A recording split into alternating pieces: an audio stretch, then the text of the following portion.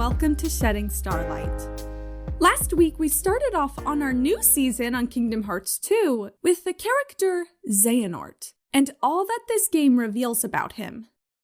Today, we're going to branch out from Xehanort onto his nobody, the leader of Organization XIII. We're going to discuss this league, its agenda, and its individual members in today's episode. The organization is composed completely of nobodies, and their primary objective is to regain the hearts they lost when they became nobodies. This would be granted by Kingdom Hearts, which, as we've discussed before, was created with the collected hearts freed from Emblem Heartless, defeated throughout Kingdom Hearts 2 and the first Kingdom Hearts as well. But before we discuss the organization as a whole, it's important to help new fans remember these characters as individuals. We met 6 of the 13 members in Chain of Memories, so let's greet the remaining members.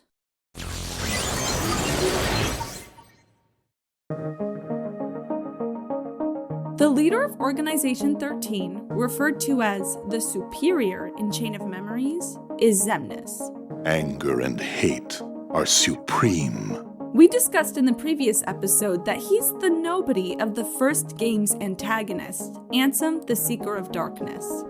These villains are 2 sides of the same coin, as they originate from one man, Xehanort. Second in command is Xigbar, the old coot with an eye patch. As if. He has power over dimensions, so he can warp space to teleport. He uses 2 crossbow-like weapons that can be combined to be a sniper.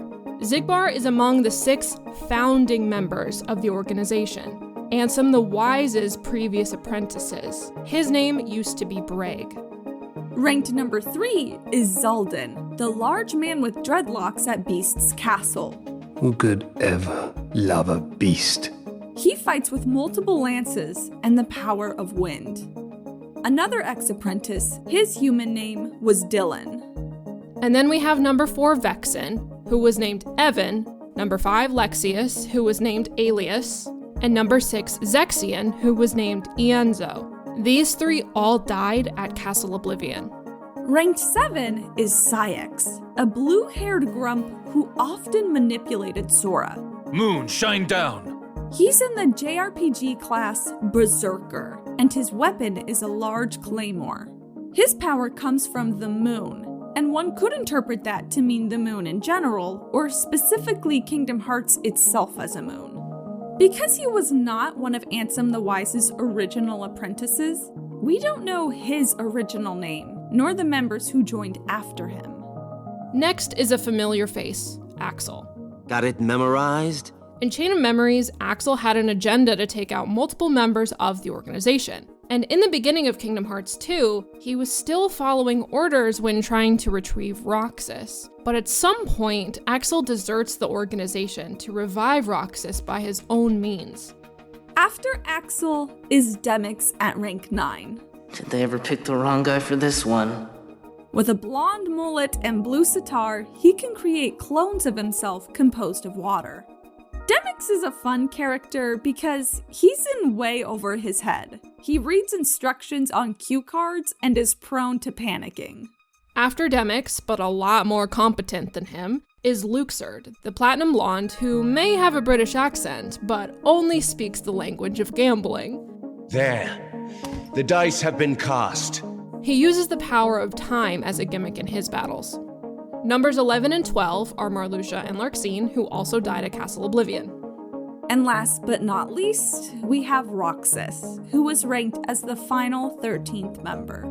I don't know. Maybe it's destiny. Roxas, with the power over light, wields 2 keyblades. While he was one of the newest members of the organization, it only took about a year before he left it, which made him vulnerable to Diz and Riku kidnapping him and using him to awaken Sora. So Roxas's departure was the drop that caused the expanding ripple that is Kingdom Hearts 2. You may have noticed every member of the organization has the letter X in their name, no exception. Again, the original names of the founding members before they became nobodies were Xehanort, Breg, Dylan, Evan, Alias, and Ienzo. Ansem the Wise, using the alias Diz, mentioned this in his third report. And of course, there's Roxas, whose name is an anagram of Sora. Now that we've covered the individual members, we can return to discussing the organization as a whole. There are two major classes of nobodies, greater and lesser. Unlike lesser nobodies, greater nobodies were born from someone with a strong heart, as Ansem the Wise writes in Kingdom Hearts 2's 7th report. A great number of nobodies have lost human form, as have the heartless. Yet the nobody born of someone with a strong heart retains its shape, with but the faintest visible changes. Greater nobodies resemble the way their original human selves look, and that's because they remember what it was like to have hearts. True, we don't have hearts, but we remember what it was like. That's what makes us special. Greater nobodies resembling their human selves is but the first link in the connection between memories and appearance that runs throughout the Kingdom Hearts series. Of course, this makes the enigmas of Naminé, Roxas, and arguably Xemnas not looking exactly like their counterparts quite the anomalies to be explored in future episodes. The organization, composed entirely of greater nobodies, controls the lesser nobodies. Each member is specifically designated to lead a certain type of lesser nobody. Xemnas leads the sorcerer nobodies, Xigbar leads the snipers, Xaldin the dragoons, Saïx the berserkers, Axel the assassins, Demyx the dancers, Luxord the gamblers, and Roxas led the samurais when he was still part of the organization. The exception to this are Dusks, which are so low in the pecking order that they follow the commands of all organization members. This is why they call Roxas my liege when attempting to kidnap him under Axel's command. And it seems the highest members of the organization can turn the lower members into lesser nobodies. You know what you must do, or you will face the consequences. So you'll turn me into a Dusk.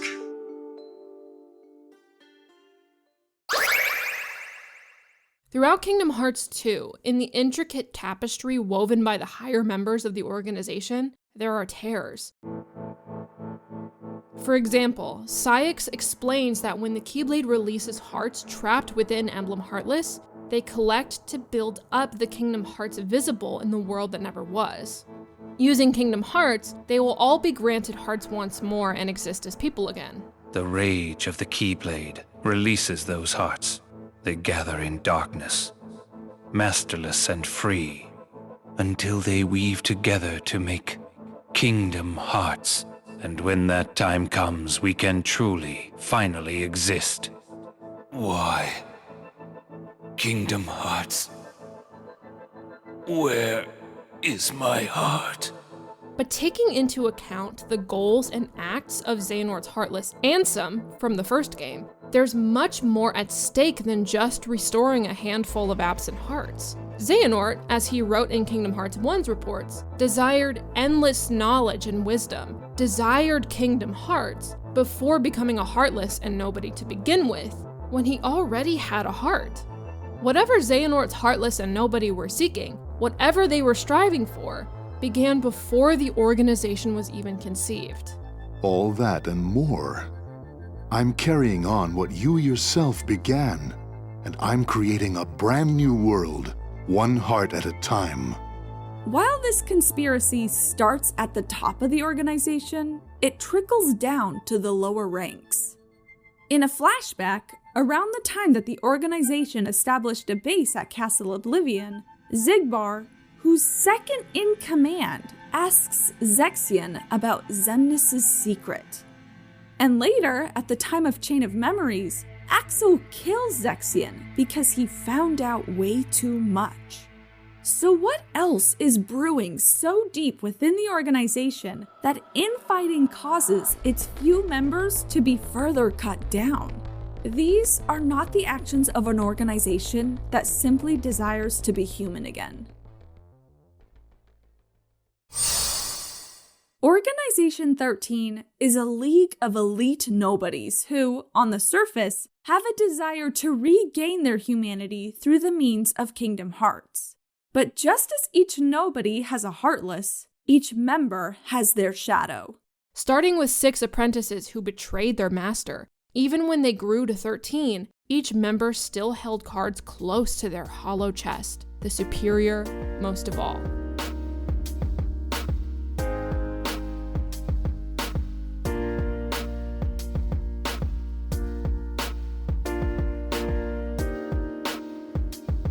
Gosh, the organization.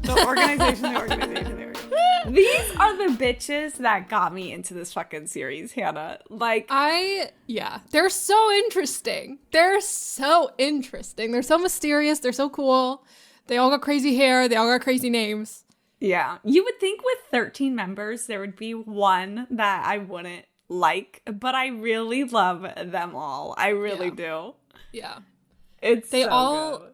Yeah, they really, because they all have to wear the same outfit, they really made up for it with their personality and all their hair choices and their faces.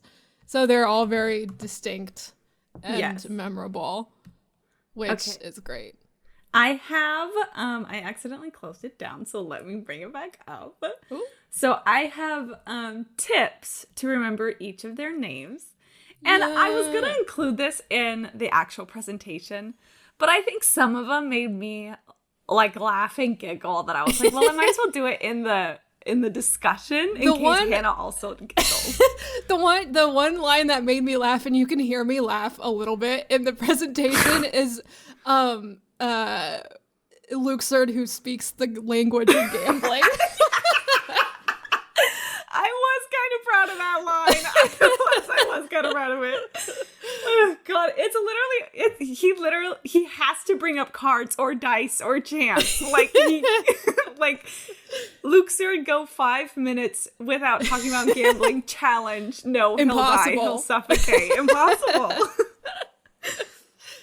Okay, so to remember Xemnas' name, of course you have the anagram of Ansem with the letter X, right? Mm-hmm. Or the iconic, the classic way to remember his name is that it's an anagram of man sex. I didn't know if you were going to say that or not. I was like, are you going to... Oh my God. I remember seeing that on a YouTube poop so long ago. Listen, if you're listening and you are brave enough to go on Kingdom Hearts YouTube without fear of spoilers, and you haven't seen the video where someone rearranged Axel spelling out Xemnas' name to spell out man sex, you need to do that right now. You need to do that right now. If you're too worried about spoilers, ask a friend, okay? It's iconic. Okay, it's so iconic. Good. Okay. And then my tip to remember Xigbar's name. I don't laugh anymore because I've already laughed about it for 5 minutes, but this fucking killed me, okay? So Xigbar looks like he would drunkenly zigzag out of a bar. And picturing Xigbar just drunk as fuck, not even able to walk in a straight line, that killed me. It absolutely killed me. He also kind of has the Jack Sparrow kind of movement with his body, you know? He talks with his hands, you know? Yeah. I love Xigbar because he looks like a pirate, but also like a biker. But he also talks like a surfer, but he fights like a cowboy. He's literally everything. He's everything. He's all of Party City all in one, bitch. Yes. He's it. Okay, so I tried so hard to think of a tip for Xaldin, which is the guy from Beast Castle, and the only thing I could think of, have you ever seen National Treasure? Yes. So at one point in National Treasure, the main girl of that movie, who's the museum curator, I don't remember what the fuck she is. She's a historian. Yeah. And she's running from the bad guys' goons. And she jumps over this deli or this bakery counter. And this lady is like, "Can I help you?" And the blonde girl's like, yeah, I'm running from my ex-husband, thinking of like a lie. She's lying, she looks at this scary bald guy, and she's like, okay, you can stay here as long as you like, because if that's your ex-husband, that is scary, and I don't blame you, right? But that bald guy is Xaldin's voice actor. Oh! I didn't know that! Yes, so the only way I can remember Xaldin's name is if I think of the Baldin guy from that movie, because he's bald in that movie. Oh my god. And that's it. That's the best tip I could fucking come up with. So. Oh my god. That's fucking funny. Saïx, you gave us the tip for Saïx, because I couldn't think of one at first. Uh-huh. Yeah, so, yeah. I just said, you know, he's kind of miserable all the time. Not miserable. But I was like, Saïx and sighing. He's probably sighing, you know? Like, he's just kind of, he's got that attitude. I was like, there's got to be something there. Saïx is sighing. Which gave me the idea of people calling him X behind his back because of the X on his forehead. Uh-huh. And people just being like, oh, like X is here. Like, X just walked in. And the idea of people sighing and then going, ugh, X. Like, I think that's so funny. Yeah. The idea that, like, people do not like him. Like, probably Demix and Xigbar, like, shit talk him or something. I love it. Yeah, that's good. Okay, and my tip for Demix was that he would choose perfect songs to make you Demix of all time. I know, stupid. Demix of all time. Oh my god. Okay, and then Luxord, I wrote, it might be easier to remember his name as Luxord because he's a gambler, but it's officially pronounced Luxord, which many fans think is an absurd way of pronouncing his name. And that's the only thing I could think of with that fucking bitch. Yeah, I do still see people upset about that to this day, which is funny. Yeah. But yeah. Which really makes me realize, like, so I think the protagonist of Final Fantasy X, his name is Tidus, but nobody ever pronounces his name because it's like Link, it's a name you can insert yourself. Right. And so nobody says his name aloud in the game. So I always thought it was Titus, and then I found out it was Tidus, and I was like, what? Yeah. So anyway, and then of course, the final member is Roxas. And if you can't remember Roxas's name, then you're on your own for this one. Yeah, you're on your own. And that's it. That's all the tips I could think of. Yay! To remember those 3 names. Yay! Those were all great. Those were amazing. Thank you. Okay. The thing about Kingdom Hearts and the fan base is that there are some trivias that everybody knows. But then when you ask for the source, here's what they're going to say. I swear to you, this is what they're going to say. I think Nomura said it once. That's their fucking source, right? Yeah. And so I have to go through and actually look and find where the fuck things are said, right? So, the idea that each organization member leads one of the lesser Nobodies is one of those kind of Kingdom Hearts trivia things that everybody knows, but nobody really knows where it's from, right? So I looked it up. It's from the Kingdom Hearts 2 Ultimania, and the lesser Nobodies are called subordinate Nobodies, and that's how we kind of know for a fact that each organization member leads one of those lesser ones. Which, like, you can always take, like, what's the word for when you, I guess environmental storytelling, but maybe that's not quite what I'm trying to go for, but you know, at the worlds that you go to where organization members are specifically at, you're always going to find their subordinate nobody there. Yeah. So you could kind of piece that together yourself. But, like, I personally would not have gotten that Roxas led the Samurai Nobodies. Yeah, for personally. But that reminds me of how when we were doing Chain of Memories, our Chain of Memories season, people asked us, like, why do all these organization members have different elements? And so I kind of wonder if, like, the members of the organization are, like, evolved versions of their subordinate Nobodies. And so a way that I compared it to was, like, Digimon. how Digimon start off being really creature-esque, but as they get more powerful, they kind of start developing more human people traits. They turn into hot anime women. Yes. Exactly. The organization members composed of hot anime women. Yeah, exactly. Yeah. So that's an interesting thought. I didn't think of it like that, but I'm glad you actually like went and dug up the actual source. That's how you know. That's why you're here. We are here with the real shit, not the theory shit. We're here with the real facts and the figures for everyone to hear. We do the work. We put in the work. Mel puts in the work. I'll say that much. Mel puts in the work. Well, you put it all together. I would not. Literally, people would have to read everything and not listen to anything if it weren't for you. So there we go. We balance each other out. Yeah, exactly. And that's why we're here. That's why Shedding Starlight exists. So you're welcome. Yes. Okay, and then I do think it's a shame, speaking of Chain of Memories, that we didn't get to see, like, Vexen's subordinate Nobody or Larxine's. Yeah. So that's a missed opportunity, unfortunately. And the last thing that I have written is the very popular kind of question that fans might ask is, are the Mushroom Heartless that you find and fight throughout Kingdom Hearts 2, are they the Heartless of the organization members? And the answer is no. And one of the reasons why we know that is because there's 13 Mushroom Heartless, but we have to remember that Roxas's Heartless is Sora's Heartless, and Xemnas' Heartless is Ansem, the Seeker of Darkness.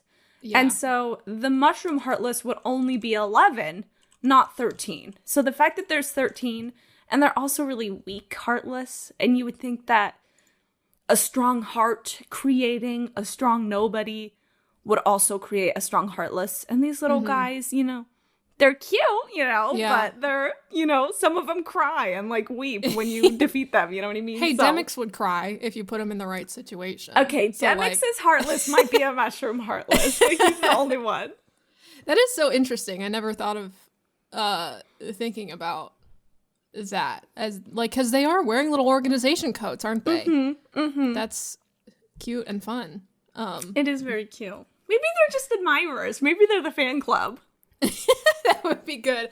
I mean, I did bring up a topic at the end that I put at the end where Saïx had a quote. There's a scene where it's between Sora and Donald and Goofy and Saïx and Maleficent, where it's the scene where Maleficent helps Sora get away.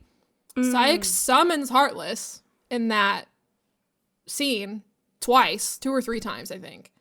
And it's interesting. And the way he explains it, it says the Heartless ally with whoever is strongest.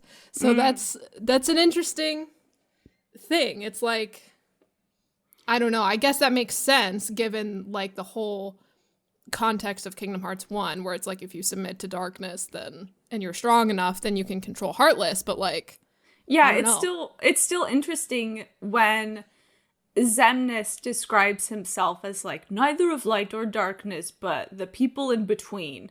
How the Heartless are still just willing to side with people not technically quote unquote of darkness, but are still just so powerful that they're drawn to them.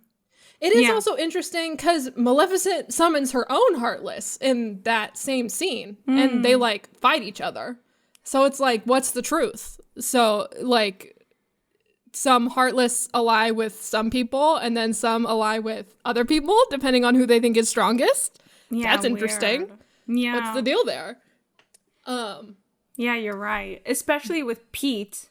I mean, this is in my head because I was writing about this the other day, but this is going to be an episode we're going to talk about eventually, is how Pete was kind of making his own army of Heartless.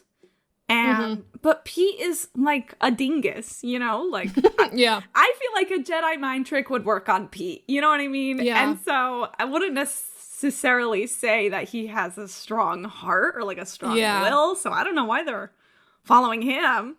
That makes me wonder. I don't want to dote on this too long because we'll have an episode about it. But he would probably be like the strongest villain in like the Disney world, like Disney Castle world, I guess. I don't know. I would think of him as like the strongest dark presence. Okay, that's a good there. One. Yeah, but yeah, I don't know. That's a speculation for another episode. Yeah. Okay. But yeah. So to continue on with my discussion points, we mentioned Nominee in the script. Yes. And I want to talk about her. And we got at least one question about her in our emails, but we're saving it for another episode because she's gonna have her own episode again because she deserves it. Of course. Because she's weird, she's different, she's cool, she's awesome. Yeah. That's, because like we said, we will talk about them again later, but it is really interesting that Nominee and Roxas, we talked about how Ansem the Wise is like, greater nobodies look like their original selves. But Nominee does not look like Kyrie. She has blonde hair. And Roxas does not look like Sora.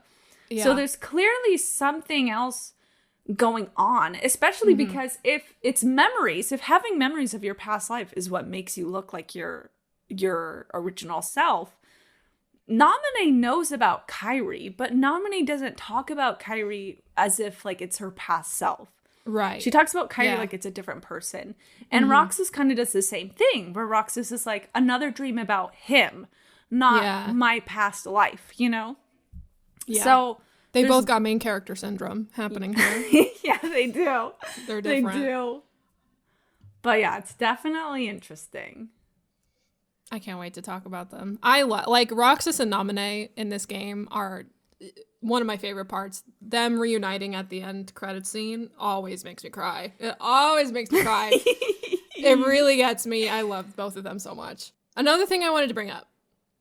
I just think it's going to be something that's so interesting about this organization and something that's going to be fun to look forward to is figuring out who the non-original 6 members are. How did they get to where they are?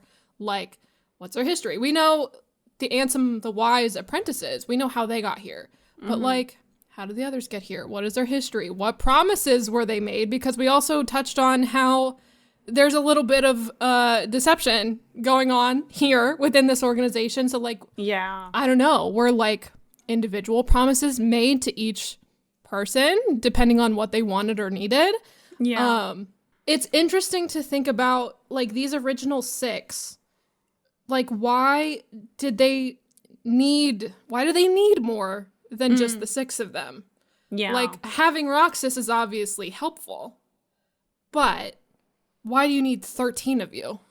Yeah. Like, why are you recruiting new people? You obviously all have, like, this bond to begin with. So it's like, oh, is it just going to be helpful to have more people? I'm like, do you really need Demix? Do you really want to... exactly. Like, why is he here?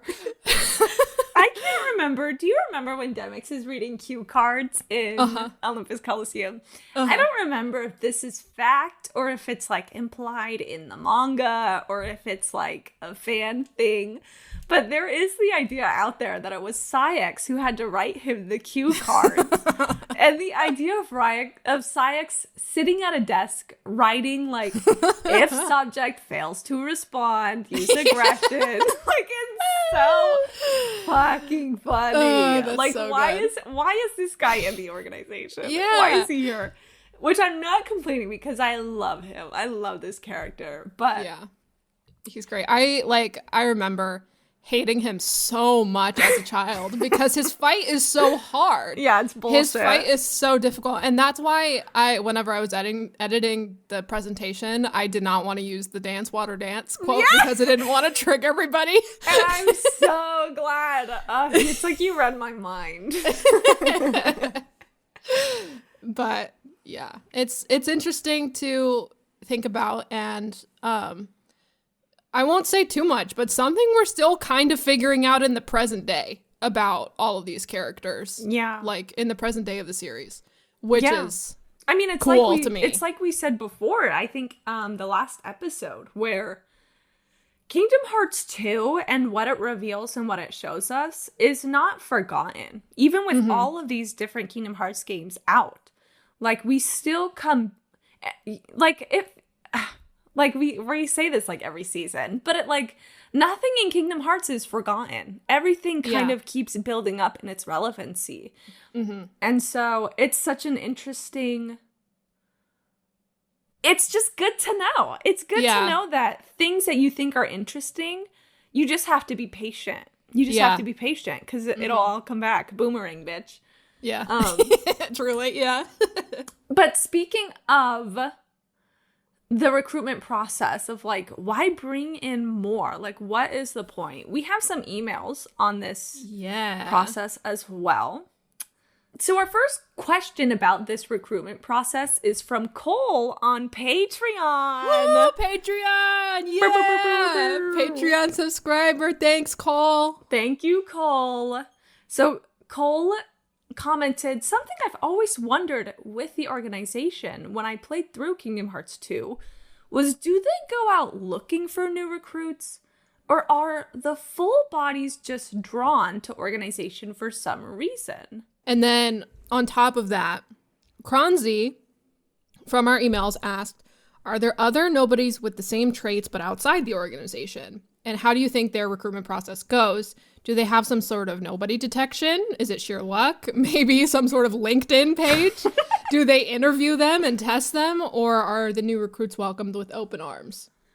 And this is, so there's a flashback in Kingdom Hearts 2 where you see Xigbar. We kind of mentioned this, but we mentioned a flashback of Xigbar talking with Zexion. And this cutscene is really interesting because it kind of reveals, it gives us an inside look onto how the organization expanded. Because at one point, Zexion is like, aren't you supposed to be recruiting new members? Like, can you leave me alone? And Xigbar's like, well, I found one the other day, I'll have you know. And he implies it's Marluxia. Yeah. And so it's not only that, but we also have Ansem the Wise. Let me look and see which report it was. I also do want to mention that cutscene in particular is in the final mix version. So if you grew up playing vanilla, you will not have seen that cutscene, unfortunately. I assume everybody is playing, like, the PS3 onward version. Yeah, if I would hope so. If you're listening to our podcast and you're playing vanilla Kingdom Hearts 2, what are you doing? I don't even think you can get your hands on it anymore unless you get it, like, you know, secondhand from eBay or whatever. Yeah. But I just did want to point that out because, again, that is how my knowledge of the series is, or at least this game. Okay, so the other thing is that in the Kingdom Hearts 2 reports, Ansem the Wise talks about how nobodies are born in Twilight Town. And that's kind of like the game's way of explaining why Roxas showed up there and not, like, right next to Sora when he stabbed himself with the Keyblade in Kingdom Hearts 1. Which we will dive into that. We're just kind of laying the groundwork for other things first. But I think it's possible that, like, Xigbar at the time of scoping out Nobodies was, like, located in Twilight Town and, like, settled there and was probably observing, like, oh my god, this person literally just appeared out of nowhere. Like, they're probably a nobody. I'm gonna go talk to them. Or, like, maybe he, like, observes them for a little bit. The weird thing is with Roxas is that literally right as Roxas is fucking born, Xemnas goes up to him and is like... scary. Yeah, and gives him a new name. So, and especially with Xemnas, like, observing Sora in Hollow Bastion when we fight Xemnas, which, like, oh my god, have we even fucking talked about that yet? How we now know for a fact that Xemnas is who we fight in Kingdom Hearts 1. I don't even think we've talked about that. We should have talked about that last episode. That's crazy, yeah. It's crazy. He's got lightsabers, and he's in Kingdom Hearts 1. What's he doing? It goes to show that Xemnas has been keeping an eye on Sora from the shadows for a long time. And so it's possible that, like, right as Sora stabbed himself, Xemnas was like, okay, I gotta go to Twilight Town. Like, I'm gonna nab his nobody, like, as soon as I fucking can. Yeah. My dog is snoring, and it might be over my talking, so if you can hear it, I do apologize. But my point is, I assume that is where all of the other nobodies appeared And so they didn't have to like go world to search. They just kind of had to remain at most within this Twilight realm. And then at the very least, just in Twilight Town itself and kind of look around for weird people. But yeah, maybe that's their version of LinkedIn. They log on in 2004 to the World Wide Web. Can we start saying World Wide Web again, please? Let's start it, you and me. Okay. Bring it back. Yes. Okay, so the other thing that we got a few emails about is this is a coined term that someone who goes by K in their email coined, and I just thought it was such a funny word that I want to use it. And it's quote unquote duskification, which is like a greater nobody being put in their place. Duskified. And like, duskified, becoming a dusk. And so we got a few emails about how does this happen? Has this actually happened? Can they really do this? Is this just a threat? Because also, before you start answering, that also kind of implies that, like, the organization members are ranked based on their power. And that it's not just an arbitrary numbering process. Right? Like, well, I would think they got ranked by the time that they joined. Right, so then does that give them power being higher in the ranking? Because then why wouldn't Axel be able to do it to Xaldin first? You know? Like, yeah, that's a good question. But yeah, that's a good question. I do know that Xemnas, I wonder if maybe Xaldin, it was an empty threat, but for some reason, I do wonder if Xemnas is capable of this, because we haven't talked about this yet, because I want to address it in the episode about Diz and Ansem the Wise and like what happens to him.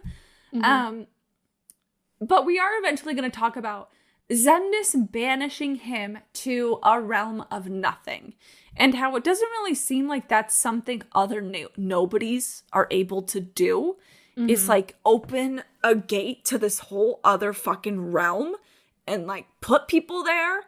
And I personally think that that's where Riku and Sora fight Xemnas at the end of Kingdom Hearts 2 and like that final white void. I could be wrong, but to me, it just matches the description, so I think that's the same place. But, so I wonder if Xemnas able to open, like, a whole other fucking dimension, it feels like. If he's kind of able to take away people's power. But, let me see. Maybe it was you who brought it up, or let me see if it was an email.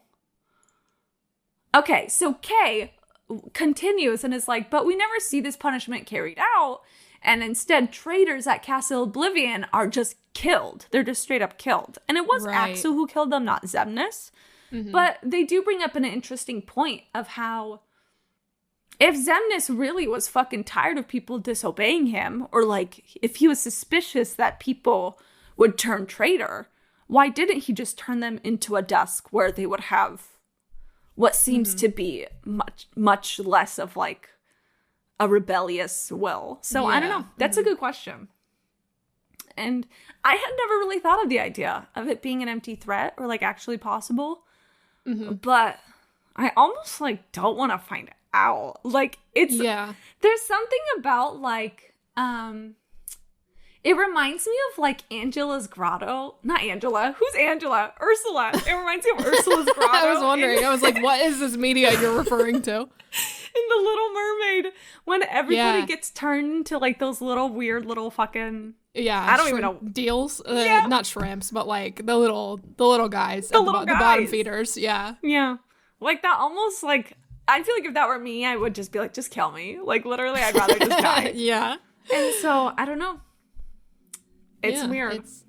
It's interesting. It's like to me, another half of this question is that like,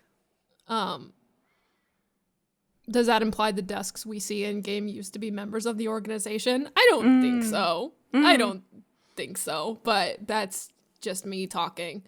Because there's a lot of dusks in this game. But I mean, like we've talked about before, if, and this isn't a fact, but if the organization members are like evolved versions of different types of nobodies, if maybe like, let's say the previous berserker got fired and then they brought in XIII and was like, okay, you're going to replace this other guy who was a flop and this is your job now. I don't know if that's the case, but it's interesting to think about. Yeah. I don't know. Yeah. That is interesting to think about. It's like, it's kind of a throwaway line, but it has a lot of implications. Yeah, it does. Yeah. It'd be fun if we get to see something like this in the future. Because nobodies haven't gone away. Nobodies still exist, even like current Kingdom Hearts games. So, yeah, it'd be really interesting. So, a question that we got from multiple people that we're going to have for our last question of today. People asked us, what would our organization names be? And I have an answer. I've thought about this a lot.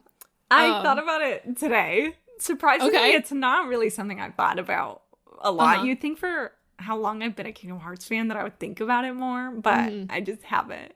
But what would yours be? You go first. So my name is Hannah Full, but for me, that's too many of the same letters to make a good name.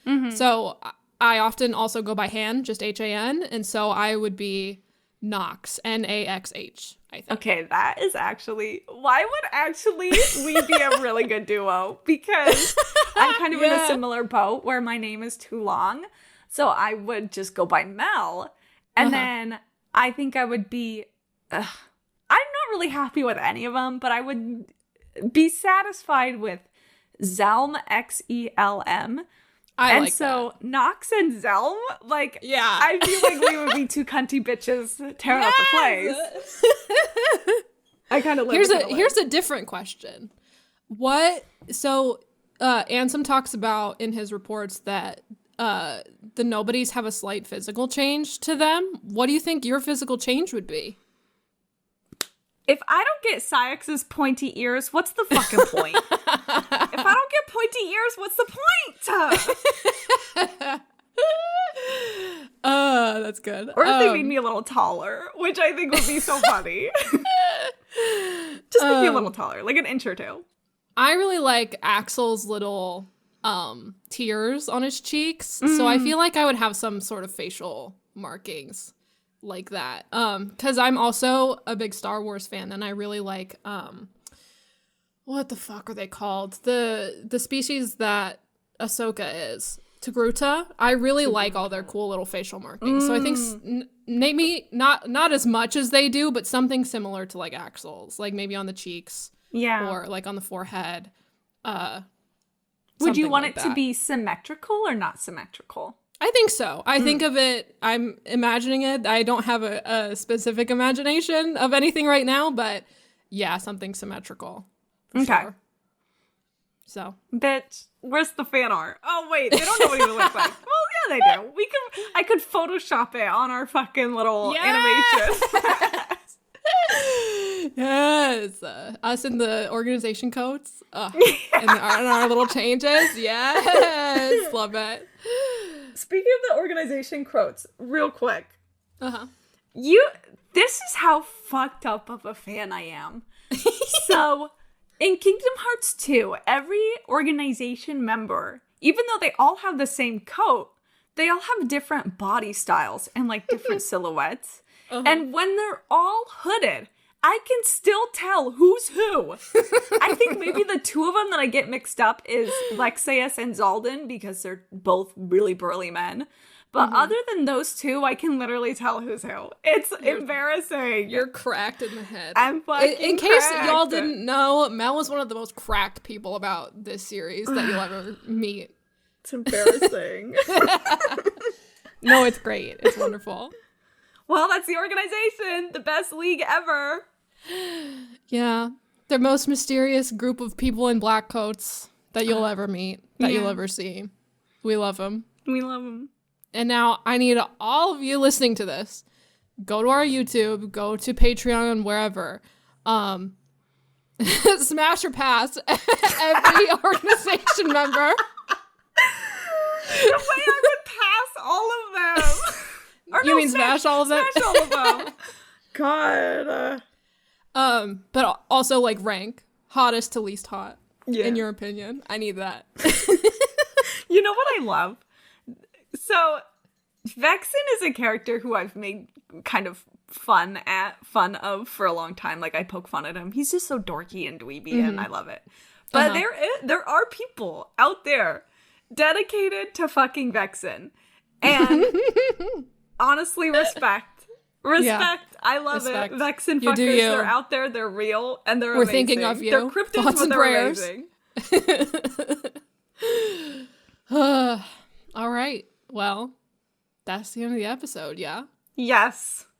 So, I just want to make a quick PSA that there's obviously some information in this episode that we talked about that can be linked to future titles.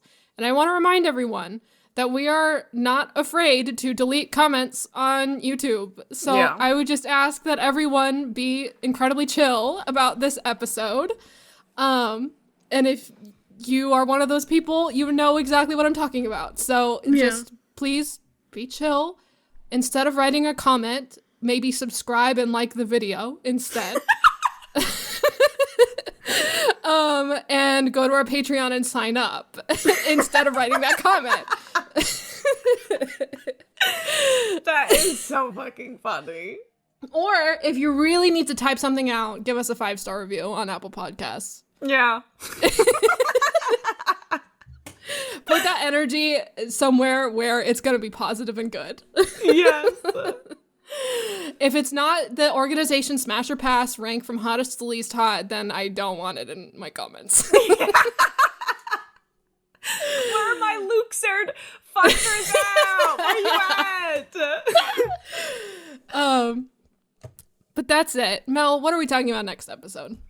So, let me tell you, I'm really putting all the juicy shit near the end. I know people want to know about Nominate and Roxas and all that good stuff, and we will get there. But before we get there, I wanted to piggyback off of the organization and mostly Xemnas and Xehanort, as we talked about in the first episode. And next week, we're going to talk about Radiant Garden and or Hollow Bastion.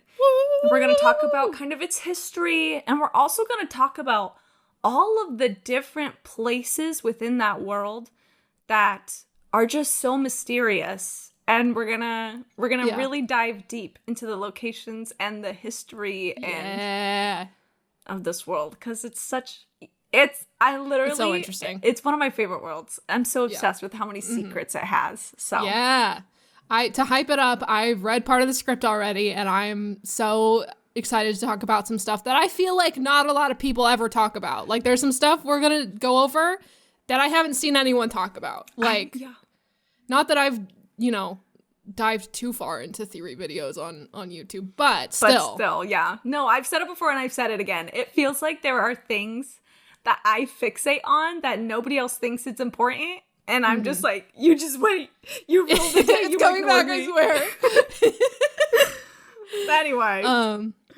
Where can they email their questions, Mel? You can email your questions at sheddingstarlight@gmail.com. And while we're on this topic, Hannah, I hope it's okay if I say this. Yep. So when you email us, don't be afraid to include like an alias you want us to call you by. Because sometimes your email will include like your first and your last name. And you're like, please don't say this online. Please don't say this on the podcast. So don't be afraid to give us like a username or an alias that you often use online. Just a little, like, say your email and then like the dash, yours truly, sincerely, Dragon Slayer. We literally got someone named Dragon Slayer, and I love Dragon it. Dragon Saver. Oh my god, forgive me. Dragon Saver. It's so good, though. It's so good. It's so good. It's so good. It's in our doc. It's written down here. I can't read. Sorry, I didn't mention that. We do read. We get a lot of emails. We get a lot of long emails, and we do read every email bottom to top, or top to bottom, not bottom to top. And I do really enjoy reading those. We both really enjoy reading those. So keep them coming. We love them.